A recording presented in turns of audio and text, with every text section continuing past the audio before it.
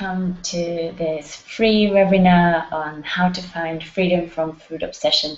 I'm really excited that you are all here, and it's a great turnout, and I really hope that you're going to get a lot from the session, and I will try my best. And I really encourage you to turn everything off that you've got going on that could distract you, any Facebook or emails or Twitter accounts that might be running. I'd really support you to use the next 60 minutes to be fully present and be fully here with me. And I also hope that you've got the workbook that I've emailed you. If you haven't, then I just ask you to maybe get a pen and a sheet of paper and just take some notes. If that's not possible for you right now, that's not a problem. You will get the recording and you can just kind of go through the exercises in your own time. Yes, there will be exercises. It's not just a webinar where I'll be talking at you. I actually want you to get starting right away and making changes and seeing your whole relationship with food in a whole different way. So I will I'll be introducing you to 4 exercises, but because we only have 60 minutes, I'm only going to dive into 2 of them in more depth. And the other 2 you can kind of do in your own time if you feel for it. So yes, so welcome, as I said, to our webinar. And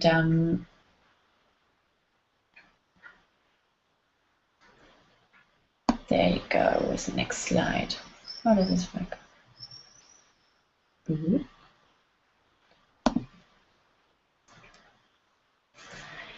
So this is one of my favorite quotes about body, and it really speaks to me because it is so true that when we're fully present within ourselves, we can tap into our wisdom and creativity, and we open our heart and see a whole new way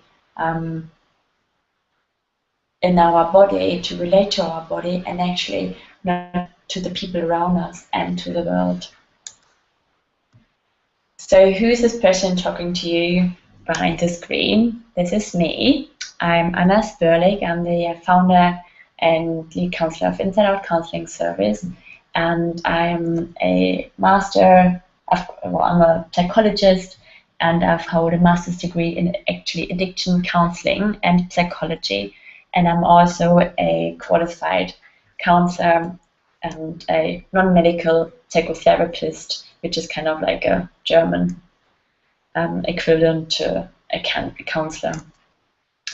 A few words before I begin. The thing about eating and food is that it doesn't matter if you're big or small, if you undereat or overeat or binge eat, or if you diet or puke or restrict yourself from eating. All these different behaviors don't really matter.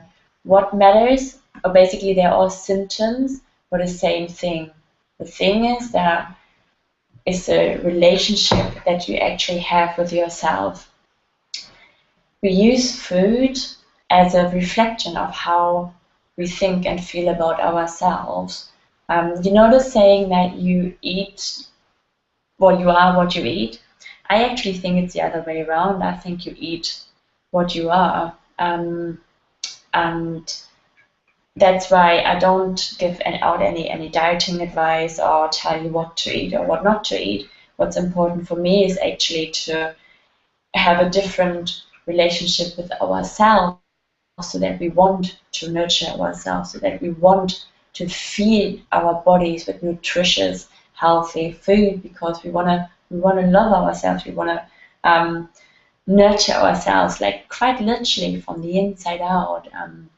And that's why I'm so big on not focusing on the behavior as such, but actually on the relationship that you have with yourself.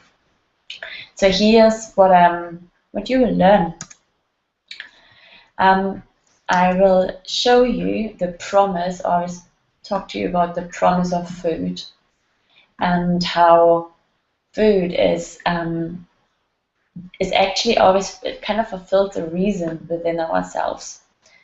We use it for certain, to get something, to either feel something or don't feel something, or to get a certain payoff. And I will talk to you about that.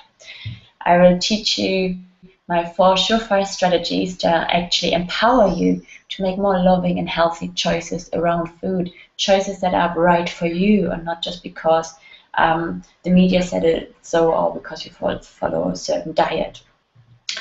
I will share with you how to set meaningful goals and the #1 reason why you keep falling back into old patterns, which is a really, really big one. So I've been working in the field of addiction, so I just want to tell you a little bit about where I'm coming from, and I've just noticed a typo, so just ignore that. I've been working in many different treatment centers over the past, 6, 7 years, and I've been actually working in the field of mental health for over 10 years now. I've been working a lot with women, and actually I would say about maybe 95% had some form of issue around food. And especially when it came to addiction, most women actually used food as a substitute for their drug of choice. So, they used it in order to fill the hole inside of them, or to be seen or not to be seen. So yeah, I'm very, I would say, experienced around eating disorders and struggles around food, not just because I've studied it and I've worked in that field, but also because I actually had my own struggle with it. I had an eating disorder for about maybe 8, 9 years of my life. And even though my life on the outside looked very normal and I was happy and I was very social, I had lots of friends and I was going out and I was partying and I had wonderful boyfriends who said, they really loved me. But on the inside, I felt very lonely and sad and alone, really. And the only way that really worked for me to fill that inner emptiness and the fear of that crippling feeling of not belonging anywhere was through eating. And though, I've been never big and I've never been really, really tiny, so you couldn't really tell on the outside that I had a problem with food. But I think for many people that's even that's quite difficult because you think you look normal and your life is normal, but on the inside it's just an empty shell, and actually I was slowly dying a spiritual and emotional death. And I couldn't take in any beauty that was around me. I couldn't take in any love that was actually that was shown to me in my relationships. I felt so ashamed of how I behaved around food, so guilty, and I felt like, my God, how can anybody love me if I can't even eat like a normal person? If I take out food of the bin and eat it, and I'm eating when I'm burning my mouth, and gallons of ice cream and food, and so anybody who had a binge eating history, you know what I'm talking about. So I was just really lonely in the middle of a crowd, really. What helped me get out of it was actually a long way with loads of different puzzles. I went to a specialist psychologist. I remember one time I saw a woman specializing in eating disorder, and she charged an immense amount of money. And she said, Anna, it is totally okay. You can have ice cream. You just stop after one. You don't have to eat the whole thing. And I just looked at her and I thought, and I said, I would if I could. And so needless to say, I didn't go back to her. And so I tried different things and read millions of self-help books, and I've been to different self-help groups as well, and they all did amazing pieces. But one thing that really started where my change and recovery journey really started to kick off was when I started working or doing personal development workshop with Clear Mind, which is just an amazing institute for if you really want to see yourself in a different way and totally transform the way you live and the way you see the world. So after this journey, or actually within that journey of change, I kind of thought, well, what is change anyway? And I thought, like, for change for me always started tomorrow, on Mondays, on the beginning of a new month, or a year.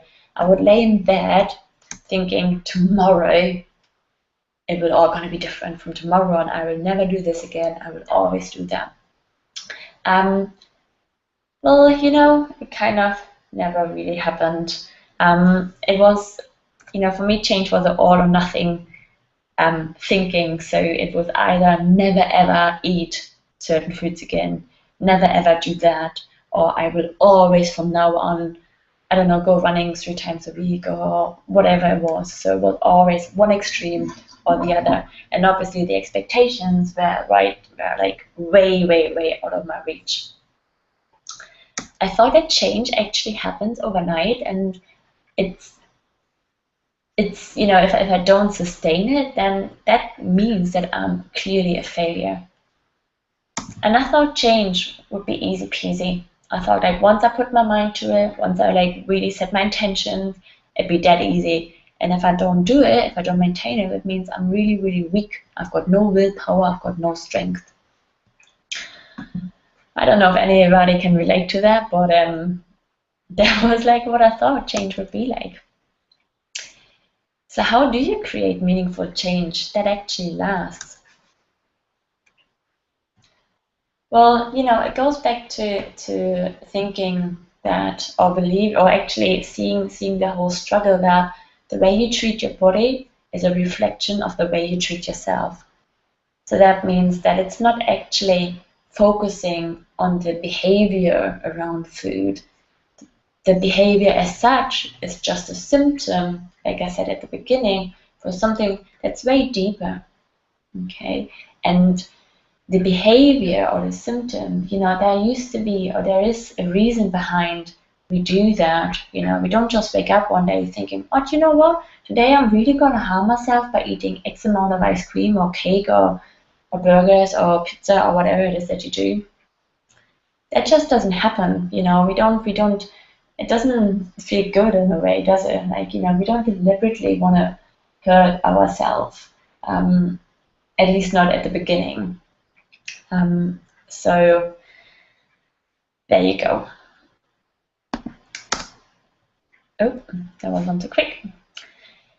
So I've come up with 4 surefire steps of creating lasting change. And they are 4 steps because they are actually 4 different pillars of what it needs to know where you are, where you want to go, and how to move through the grit of the pain and the shame and the guilt and the actual feelings of changing in order to come out the other end.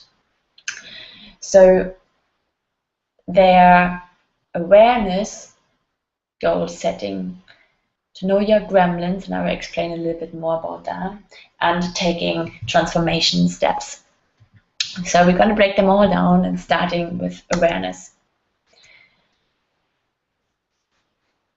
The thing about awareness is you kind of have to know where you are before you can actually go to be, or you can get to where you want to be, right? So if you ring someone asking for directions, what is the first thing that they're going to say to you? They're going to ask you where you are, right? And then they can tell you how you get to where you want to get, right? So it's pretty similar here.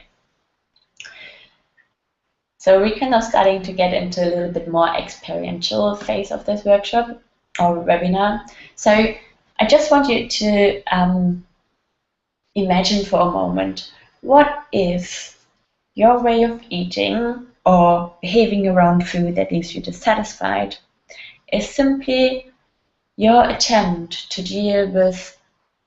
to deal with loneliness, to deal with actually feeling happy maybe, with sadness, with grief? What if it is actually an attempt to manage something in your life? Just think about it for a second. Another one for you. What if your way of eating has no meaning about who you truly are? So, from my experience and from working with other women, I know that we attribute our worth and value to the way we use food, to the way we eat, to the way our body shape is, what weight we have. We believe that being a certain weight and being a certain shape actually means that we are good enough, that we are beautiful, that we are lovable. If we don't fulfill that, that means, we are not those things. We're actually ugly and a failure if we can't eat in the way that we want to eat or choose those foods that we actually want to choose. If we can't maintain change, we make up about ourselves, or we interpret it as we are being failures. We're not good enough. We can't get anything right. We are stupid. So what if that isn't true, and if that is not the meaning of your way of eating? So are you ready for exercise number 1? I hope you are. So for this one, I want you to close your eyes for a moment. And I'm going to move through those quick questions quickly. So I just want you to get an idea of what this is about. And you don't need to write them down. You've got them in your workbook, so you can spend a couple of minutes after the webinar and write them down. Okay? So close your eyes for a moment. Put one hand on your heart and one on your stomach. And take a deep breath in here. And another one, inhale through your nose. And exhale.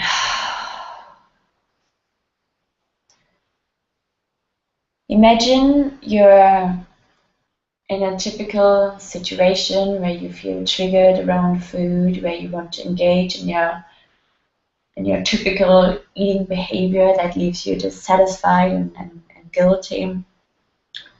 And I want you to think what you're actually really, or I want you to feel what you're really feeling. And I'm aware that you might not get into this right now. I just want to give you like a little, a little hint or a little opportunity to show you that this is actually what you can do when you're feeling triggered. And we speak a little bit more about that. What are you thinking? What kind of thoughts are coming to your mind when you're in this situation? What is that, that self-critical voice in your mind? What is that telling you? What is it telling you about what you really need right now? What is it telling you about what the food or engaging in this behavior would actually bring you? What is the promise that you will get when you, let's say, when you eat that bar of chocolate? You get to feel happy, satisfied, whole, numb, comfortable, nurtured, warm. What is it that eating in a certain way, or not eating, or purging, or over like exercising real hard? What do you get? What is the promise from this behavior? And this is a really, really important piece, because we don't just do things for the sake of it. We always do them because there's a certain payoff. And the question is, does it actually fulfill its promise? And usually it does for a certain amount of time, which, after I get shorter and shorter. But in the long time, it never actually delivers its promise. Eating a gallon of ice cream will not make you feel good about yourself, will not make you feel more belonging or less empty. In fact, it's quite the opposite, right? So, like I said, even though you might get temporary relief, how long does it really last? And even more important, what does this actually cost you?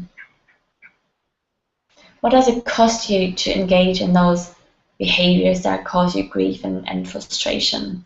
What does it cost you in terms of your quite literal physical, emotional, and spiritual health? What's the impact of it on your relationship to yourself, on your relationship to others, on how you are stepping into the world, on how you're letting your light shine? Is it empowering you or disempowering you?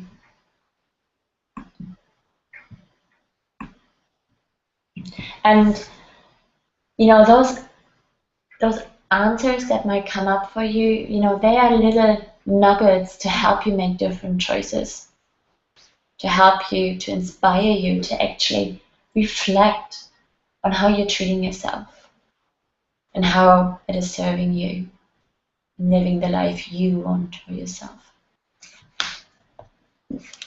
Okay, so moving on to goal setting, which obviously is very, very important because, well, you know, the thing about goals is we always follow goals, right? Always. The question is, which one? Okay. So I love this quote from Danielle Laporte. She's the creator of the Desire Map. And she said that we are not chasing the goal itself. We are chasing the feeling that you hope attaining those goals will give you. So it's not about losing another 10 pounds or 20 or 30 pounds. It's actually the feeling that you hope will come with it once you achieve that. The feeling that you hope to get once you can control your eating or eat like normal people. And this basically goes back to taking emotional responsibility and knowing that you are the creator of your own happiness, not your achievements, not numbers on the scale, not how you're eating or how well you're eating. You are the creator of your own happiness. You've got the power to make the choices that will leave you feeling sexy and empowered and nourished. And you can do all that through food.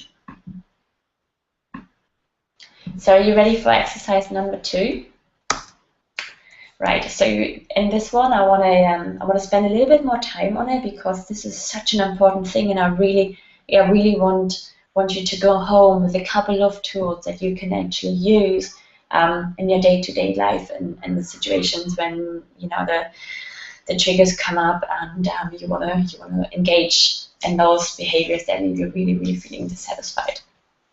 Okay, so close your eyes again, and you know, if that's not possible, try to kind of find some way of calming and stilling yourself and going within you.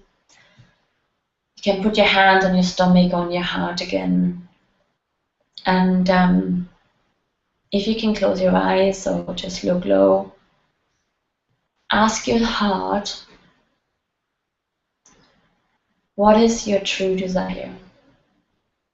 So ask, what is my true desire actually?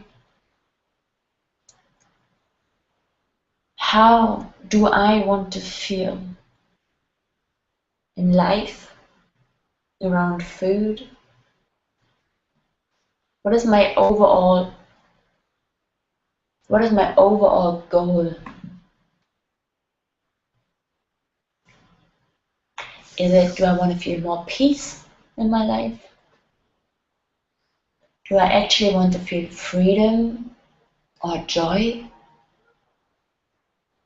Or is it happiness or stillness or fun?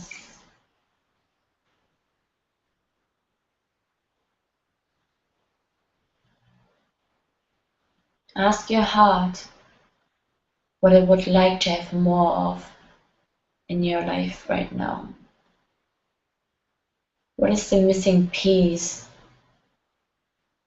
What is the actual state, emotional state that you will get once you've changed the behavior or the way you act around food or think about food?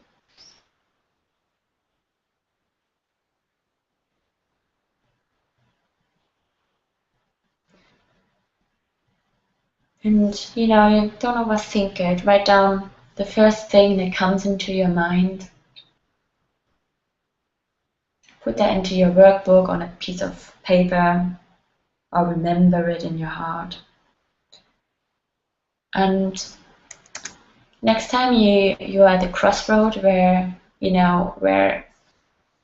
part of you feels drawn to go down the same old route, engage in the same old pattern, and then there's that other part in you who really wants to do something different, ask yourself, how do you actually really feel right now? So underneath the trigger, underneath the maybe upset or excitement or nervousness or whatever it is, how do you really, really, really feel? Ask yourself, what is it that you need right now? What do I really need? Is it food? Am I hungry? Or do I actually need a hug or some comfort, some sleep? What is your true goal? Try to, in those moments, remember what it actually is that you are seeking, that you are longing for more than anything. And check out if those behavior that your critical voice or ego mind or whatever is telling you, is that in alignment with your goal? Is that actually bringing you closer or further away from it? So these are 4 powerful questions to ask before you go down to the shop and buy whatever it is that you're buying, before you go down to the toilet and puke, whatever it is, before you're going on to another diet. Ask yourself what it is that you're really feeling, what you really need. Remember your overall goal and what is bringing you closer or further away from it. Don't forget that you always have a choice. Always. And the thing that I will share with you now, that never ever, seriously, never ever occurred to me.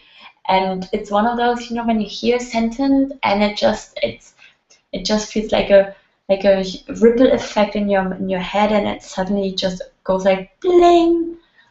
And this is when I heard that I can actually choose again. I always thought just because I started eating in this way or started to have this, I had to actually finish it, or I had to go for the whole lot. I had to, I had this fuck it mentality. So, I've started now, so I might as well have a full blown binge. And you don't, in every moment you can choose again when the first choice wasn't maybe the one that kind of, what you wanted to do. So you can always choose again. It's not a U-turn. Oh God, I feel really, that gets me every time again. Okay, so we set a goal, and now we are moving on to what actually happens when this inner resistance comes up. And that's just a little recap, so you know where we are right now after, knowing where we're starting out, knowing your A. We kind of explored your B and what you really want, what you really need, set your goal, and now we're coming to that inner resistance. Because if you're a little bit like me, you've probably read tons of self-help books. I've studied it for I've studied psychology 6 years plus the counseling training, so I've been around the whole, teaching of it about 9-10 years. So that's a lot, right? So I should know And I do, but that doesn't stop me, right? There's a saying in the like 12-step fellowship, and I can't even remember how it goes fully, but it's like, knowledge doesn't prevent us anything. It's actually putting it into practice. And this is where those little fellas come into place. I call them gremlins, my gremlins, and they are really like an umbrella term for this critical voice inside your head. The kind of the thing that really, that inner resistance, that inner blockage that really holds you back from daring and from going somewhere and trying something new out, from going that extra mile. The voice that tells you can't do this, you can't do that, you should go and eat, you should do this. And my ones look, when I feel like I want to act out with food, I call it acting out with food. They look pretty much like this, and they are horrible. I cannot describe to you the volume that goes up and that's in my head, the things that they're saying. And sometimes I actually, I thought I might be schizophrenic, but it's just that voice that tells you are this, that, and the other, and that kind of, it's like a robot that controls you when you're in your food. And there are actually ways of taming those things and turning them into those little kitties. They look much nicer, don't they? So you can do that in 4 questions, which I'm going to share with you. So I'm really big on 4 questions because they're so easy to remember. Right, so turning to the truth actually means to move from those horrible things, transform them into those sweeties.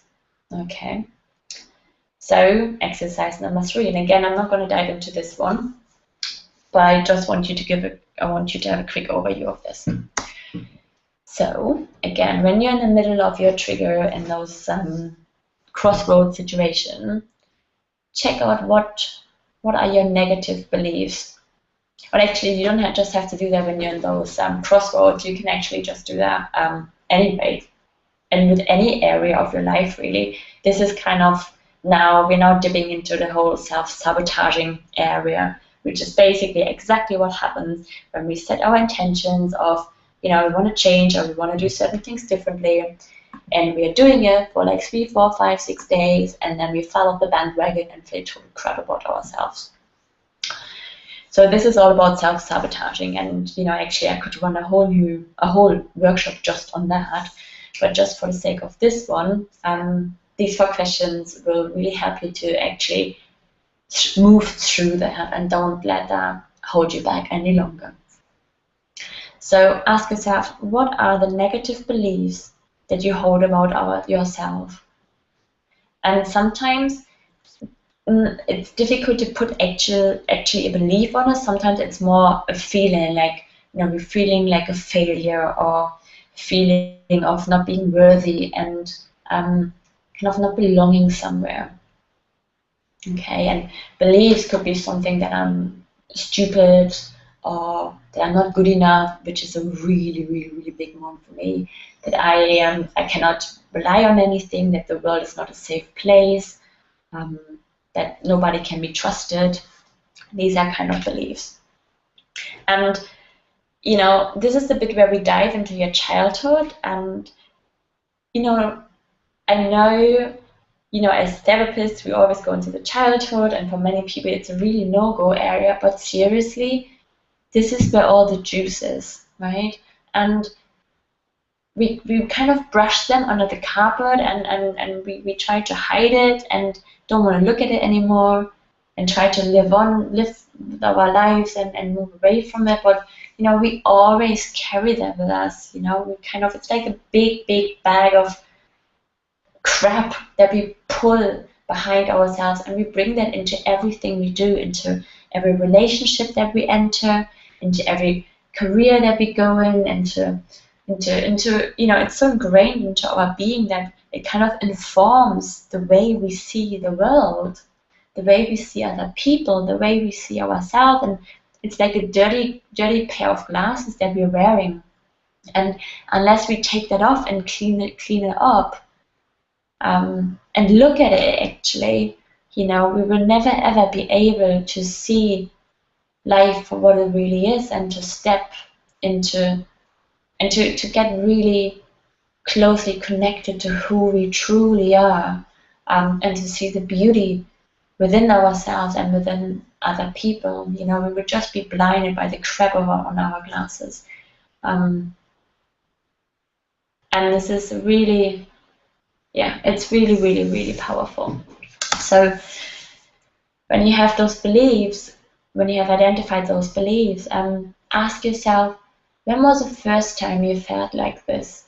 And it's quite therapeutic, but it's really important that we actually go back to when it first happened. And it usually was in our childhood, when we first felt not good enough, or when we first had the experience that we cannot trust anybody, or the world is not safe or stable. So try to go back as far as you can and as early as your memories are. Think about if this belief is seriously the absolute 100% truth about you. Is it really, really, really, really true that you are a failure? That you are not good enough?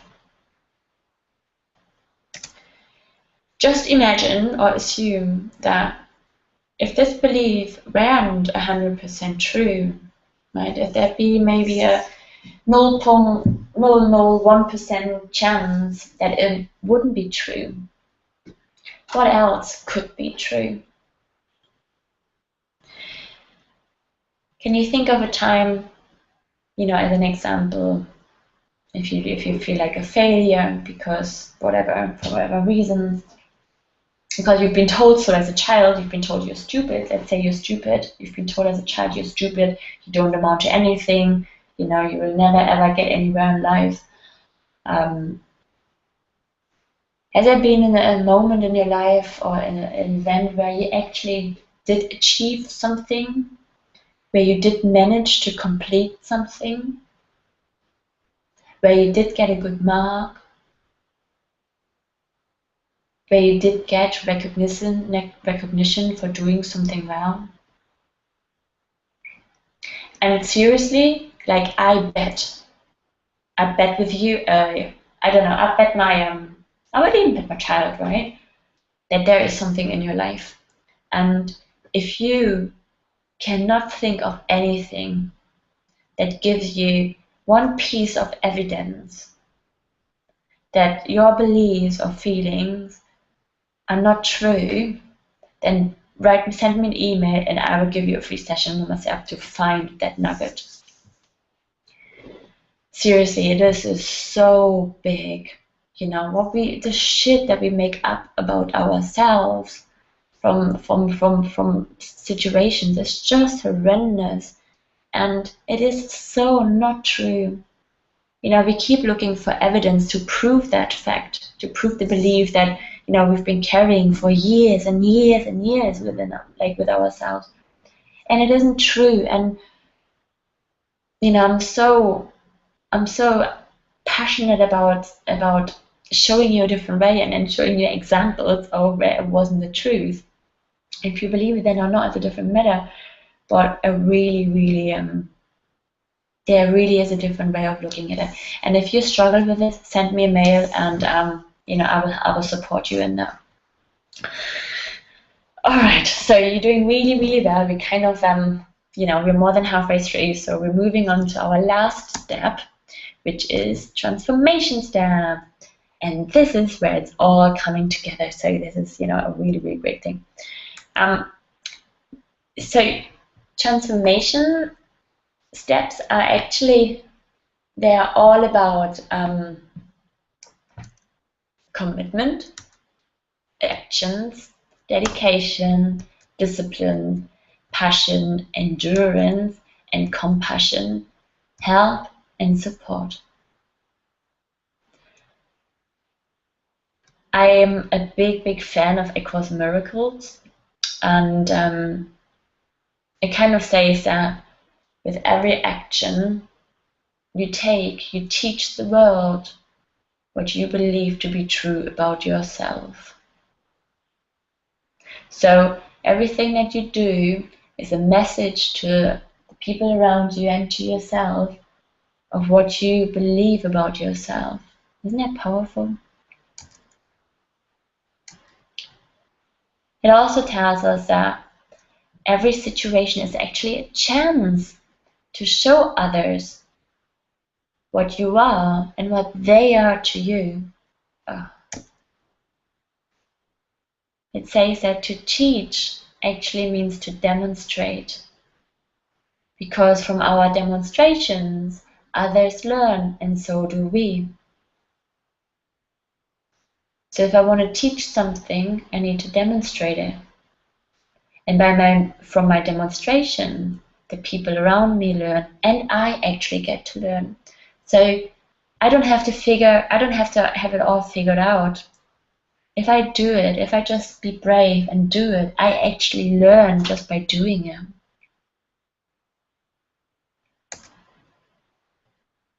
The question is not whether you will teach, for in that there is no choice. You cannot give to someone else, but only to yourself. And this you learn through teaching. Teaching but reinforces what you believe about yourself.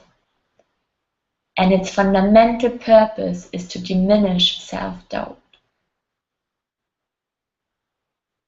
So if you're a mom and you want to teach your child, especially if you have a daughter and a boy, it doesn't matter, what it means to be a woman, what it means to take care of yourself, to nurture yourself, what it means to have a healthy relationship with your body, what's the value about body, about looks, about food, about how we deal with emotions. It's up to us to demonstrate that.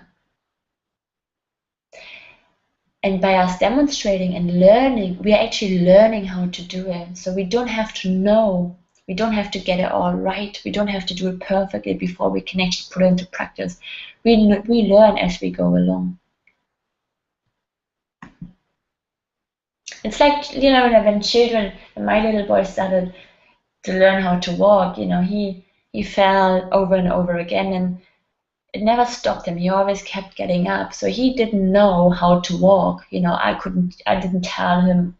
And I mean, I did, but obviously he was so little, he didn't really get it, understood it. He learned it by practicing, and he learned from his mistakes. So he didn't wait just until, he was 5 and he could, run a marathon straight away. Or maybe not 5, but you know what I mean. He went for it. And that's how he learned. So ready for exercise number 4?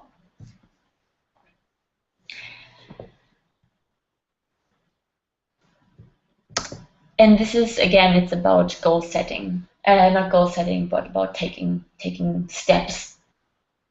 This is about going into the world, leaving after our time here together, and actually feeling empowered and knowing at least one thing that you could do different, that you want to try out. So this might require a little bit more time for you. So, again, do that once we've finished here. Ask yourself, what is your main goal?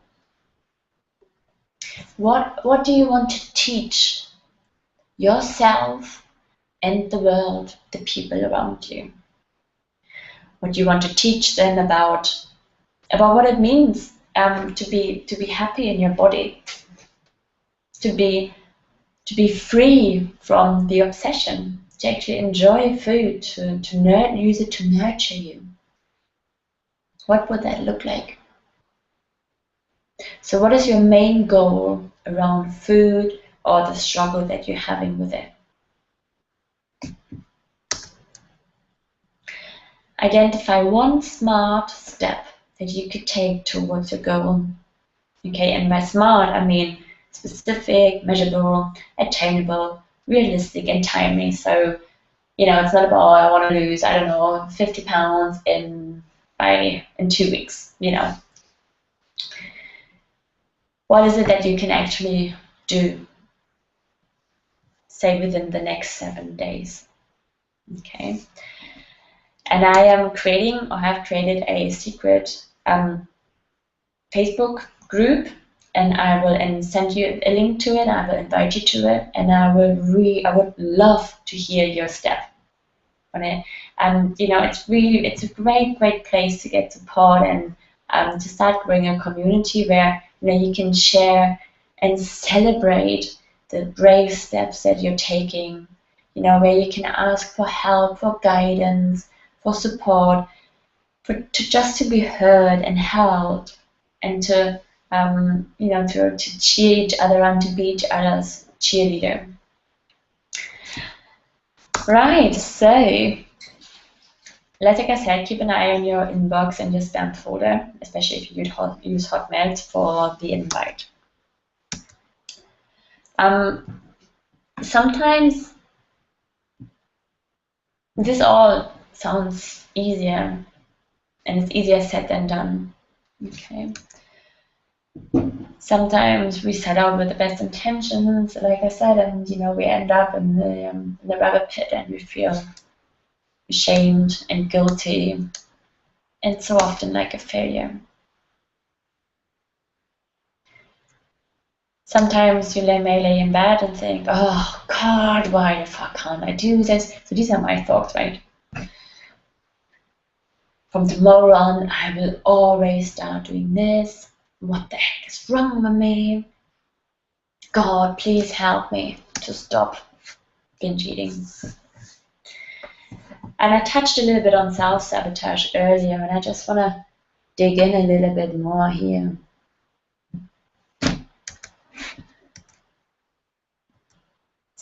What you need to know about it really is that when self-sabotage is happening, it's actually a way of your gremlin is trying to collect evidence to prove that your self-limiting beliefs are true. It's kind of information that on some level you believe that they are actually true. And the way through it is by having awareness of what's going on, compassion, and simply acceptance that this is where you are on your journey. This is exactly where you're meant to be in your journey. You are perfect. You're just at the perfect right place to be.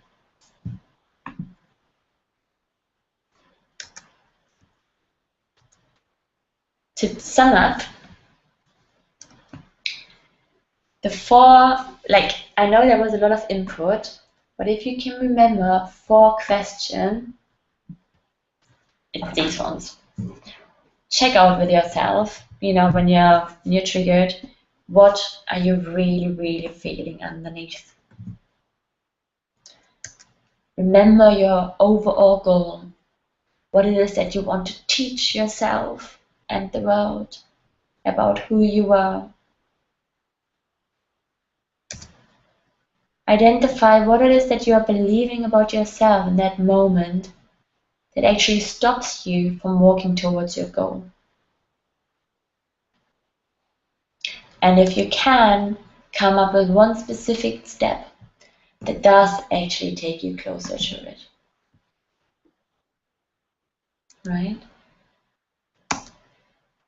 Remember that every struggle is an opportunity, a chance to get to know yourself on an even deeper level. It's a chance to bless yourself and gently, with compassion, awareness, and wisdom, get up on your feet again. So well done, you.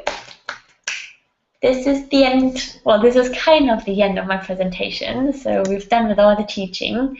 And, I know from attending tons of workshops, it kind of, you get all the stuff and you feel excited and and then when you go out in the world, it kind of like, oh, you know, what was it I needed to do again? What were the questions? Feel a little bit left alone here, and you know, I don't just wanna give you something like so many other webinars do, and then leave you kind of hanging. I really wanna support you after this as well, and I really thought long and hard about what I could offer you, how I could be of service to you, and I think for now the best way for me really is to cheerlead you on. Yeah, I'm kind of not going to do this, but I wish I could, but I can't. So I'm going to cheer you on and in a different way. And I've got 2 offers for you. One is the booster session, and this is for you if you have a very specific struggle, if you're kind of already, you know, you're right in the middle of wanting to do something different, and you just feel like you just need like a time to kind of sit down and to, you know, get everything organized, to get interaction. There might be something that's really holding you back that you just can't push through. You know, you know maybe what your struggle is, and you're really clear on where you want to go, but there's just that piece in the middle, just that bridge from hell into heaven that, you know, you can't really finish building. And this is what the booster session is about. You know, it's a 90-minute session via Skype, and that, you know, we will go through the 4 steps specifically on your struggle. We will dive in a little bit deeper and come up with like a really, really crystal clear action steps for you to take, so that, you know, that you actually have something you can put into practice that feels crystal clear. You know what you're doing.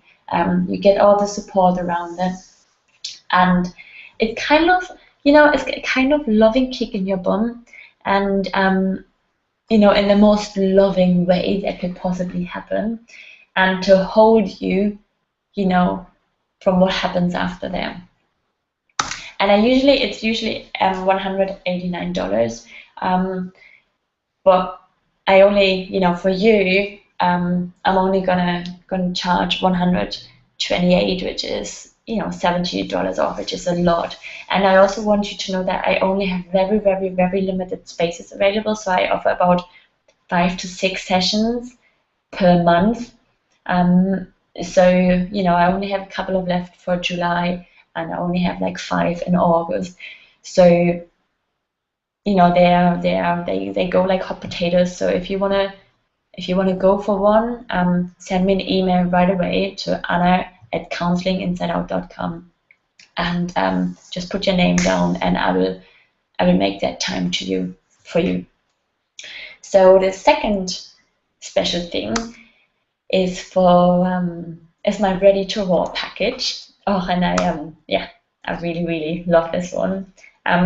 Here you will get actually 4 sessions with myself, and in each session we're gonna dive in on an even deeper level in the 4 steps, and we really it's, you know, I will do exercises with you, interventions with you that get you to go in the grids of it, to get into your feelings, to learn how to manage your feelings. You know, when life happens, when shit happens, you know, you will get tools to deal with those triggers, to deal with the upset that will usually lead you to eating, or to engage in those behaviors that you're, you know, always engaging in.